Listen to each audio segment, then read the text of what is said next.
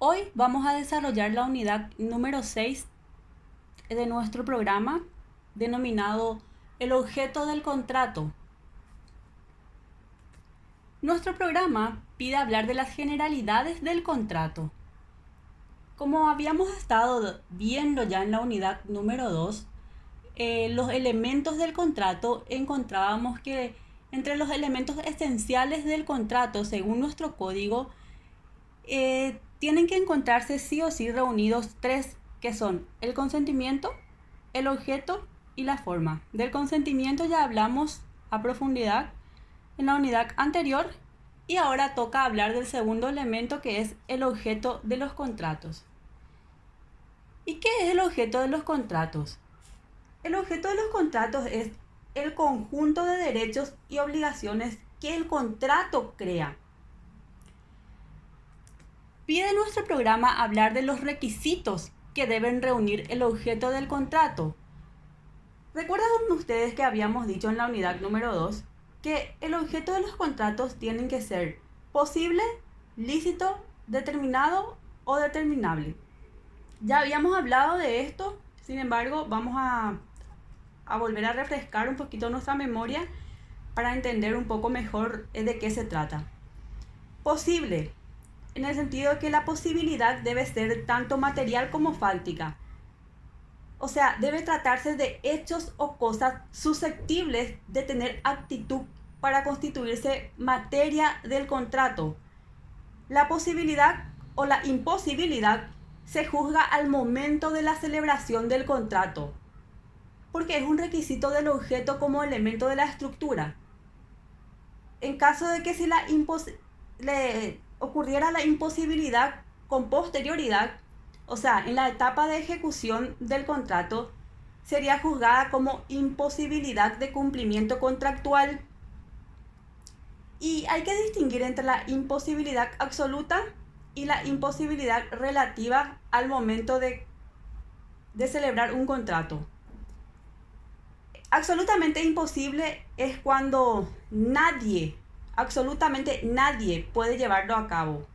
Por ejemplo, yo no puedo tocar el cielo con las manos, no puedo celebrar un contrato de transporte que diga que ese contrato tiene como objeto transportarme al centro de la Tierra o teletransportar a otros planetas o también realizar viajes al túnel del tiempo. Eso no pueden ser objetos de contrato porque son imposibles de realizarse. Entonces son absolutamente imposibles. La imposibilidad es absoluta en ese caso. Otro requisito que debe reunir sí o sí el objeto del contrato para que sea válido es que debe ser lícito. Y decimos que debe ser lícito en el sentido de que, como ya habíamos dicho en la unidad número 2, yo no puedo obligarte a matar al vecino de arriba o de al lado simplemente porque no le quiero ni ver, porque no le soporto.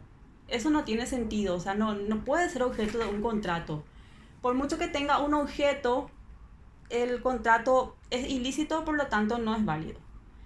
Por ejemplo, un hecho ilícito como transportar mercaderías de contrabando tampoco podrá ser objeto de acto jurídico. Asimismo, firmar un contrato para publicitar un baile de nudistas, eso también es ilícito, por lo tanto no puede ser objeto de celebración contractual. Y otro requisito que debe reunir el contrato para que sea válido es que tiene que ser determinado o determinable. Y dijimos ya que de entrada debemos conocer en qué consiste la prestación. Cuando vamos a celebrar un contrato tenemos que saber qué es lo que voy a comprar y por cuánto dinero.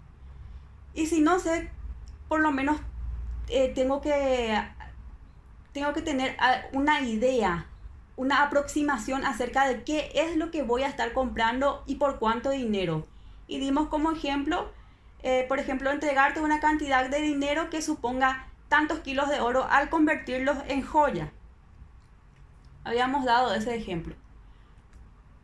Luego, nuestro programa pide la distinción entre objeto y finalidad, siempre hablando de materia contractual. Y lo que tenemos que diferenciar bien acá es que el objeto responde a las preguntas sobre qué se contrata, quién se contrata Y mientras que la finalidad responde a la pregunta ¿para qué se contrata? Eso es lo que tenemos que saber muy bien en este punto. Esa es la diferencia principal entre objeto y finalidad. Continúa pidiendo nuestro programa si es posible o no contratar sobre cosas fuera de comercio. ¿Y qué dice al respecto la doctrina? Primero que nada, sabemos que el contrato debe recaer sobre cosas que están en el comercio o sobre hechos posibles lícitos y de acuerdo con las buenas costumbres. Por ejemplo, los parques públicos o los cementerios están fuera del comercio, por lo tanto no pueden ser objeto de contratos. Solamente todas las cosas que están dentro del comercio pueden ser objeto de contrato. Pide también nuestro programa saber si es que se puede contratar o celebrar contratos sobre cosas futuras. Y al respecto tenemos que saber que las prestaciones que tienen por objeto, ya sean bienes, no es imprescindible que estos tengan una existencia actual. Es suficiente que tengan posibilidad de existencia. Los bienes futuros pueden ser objeto de los contratos. Las prestaciones de bienes futuros pueden ser objeto de contrato en la medida en que se prometen como tales. Un bien es futuro cuando su existencia posible depende ya sea del desenvolvimiento propio de causas naturales, por ejemplo, se vende una cosecha o la cría de animales, o bien depende de la actividad humana, identificándose como un resultado de ella. La promesa de transmitir bienes futuros está subordinada a la condición de que lleguen a existir, salvo de que se trate de contratos aleatorios. Luego, tenemos el siguiente tema que es herencias futuras. Y dice el artículo 697 de nuestro Código Civil que no puede ser objeto de contrato la herencia futura. La norma tiene más bien un fundamento en principios éticos, porque si se aceptara la comercialización de la herencia futura, podría provocar esa permisión situaciones controvertidas en el seno de la familia. Se iría contra el principio de seguridad jurídica y sería una forma de amenguar el patrimonio familiar. Esa regla desataría sobre los bienes del autor una pesada carga que comprometería la viabilidad de su transmisión. Es más bien por razones morales, fundamentos jurídicos y la paz social del núcleo familiar lo que lo que restringe o prohíben estas cláusulas de contratar sobre herencias futuras. Siguiente tema, tenemos las cosas ajenas. ¿Se puede celebrar un contrato sobre cosas ajenas? ¿Qué dice al respecto la doctrina y el código? Dicen que es admisible que los bienes ajenos sean objetos de contratos, pero dadas las siguientes situaciones.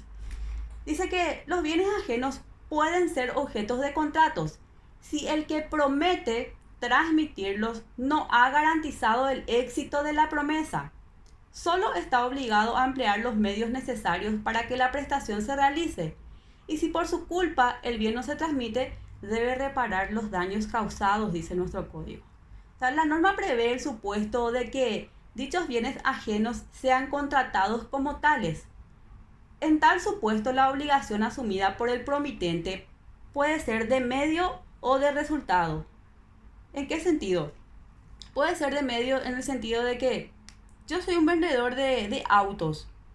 Trabajo en una playa de automóviles y vendo vehículos que no son míos, sino son cosas ajenas. Entonces lo que yo hago es ofertar ese vehículo y le persuado al cliente, le convenzo para que compre, y a veces lo hacemos por medios telemáticos. Decimos yo en realidad soy el vendedor nada más, pero el dueño real de la cosa es su jefe, es el dueño de la playa. Entonces es lo que él está actuando como un intermediario nada más. Y bueno, ordinariamente se reputa de medios, como dije, salvo que el promitente garantice el éxito de la promesa. En el caso de que sea suyo, bueno, entonces es suyo, suyo. Pero si estamos hablando de cosas ajenas, es el ejemplo que les di anteriormente. También podemos decir que no es legítimo contratar sobre los bienes ajenos diciendo que son propios. Por ejemplo, si alguien dice que, volviendo al ejemplo de la venta de autos, que ese auto es suyo y resulta ser que no es suyo, entonces tiene la obligación de reparar los daños si no hace la entrega de ellos tal como lo había estipulado de antemano. O sea, tiene que responder de los daños y perjuicios cuando dicha promesa no se cumple. Y también tenemos un último tema que trata sobre los bienes litigiosos, gravados o embargados. ¿Se puede celebrar contratos sobre estos bienes litigiosos, gravados o embargados? ¿Qué dice el código al respecto? Dice que los bienes litigiosos, gravados o embargados pueden ser objeto de los contratos sin perjuicio de los derechos de terceros. Estos bienes están dentro del comercio y pueden ser objeto del contrato. Sin embargo, dada la situación en que se encuentran, ya que son bienes en litigios, que están embargados y que están gravados, la parte que pretenda adquirir derechos sobre esas cosas puede quedar expuesta a sufrir las consecuencias de la situación o de los gravámenes o embargos que las afectan. Por tanto, pueden ser objeto de los contratos en tanto y en cuanto el promitente no oculte la condición en que se encuentran esos bienes.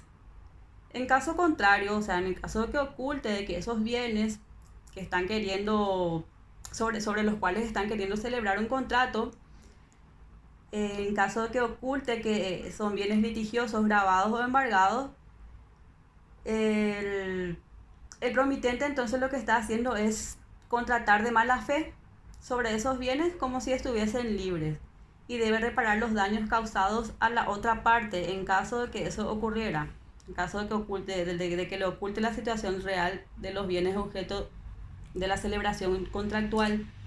Y este es el típico caso de las ventas de inmuebles hipotecados o también los bienes que están de repente en un litigio, generalmente también sobre bienes inmuebles de una sucesión. Hay gente que le oculta al potencial comprador que el inmueble que le está por vender está hipotecado. Entonces está obrando de mala fe y resulta ser que cuando el comprador quiere inscribirlo en los registros públicos, ahí recién se lleva la sorpresa de que no puede inscribirlo. ¿Por qué? Porque el bien está hipotecado, el bien inmueble, ¿verdad? Está hipotecado, de repente es objeto de una cosa litigiosa, estaba en sucesión, entonces no puede ser transmitido. Estos son los típicos ejemplos de los bienes litigiosos que, si bien es cierto, pueden ser objeto de contrato. La condición es que la persona o potencial adquirente, potencial comprador, tiene que tener conocimiento de en qué situación se está encontrando ese bien sobre el cual va a celebrar un contrato con la otra parte. Y bueno, esto es todo con respecto a la unidad número 6. Gracias por la atención.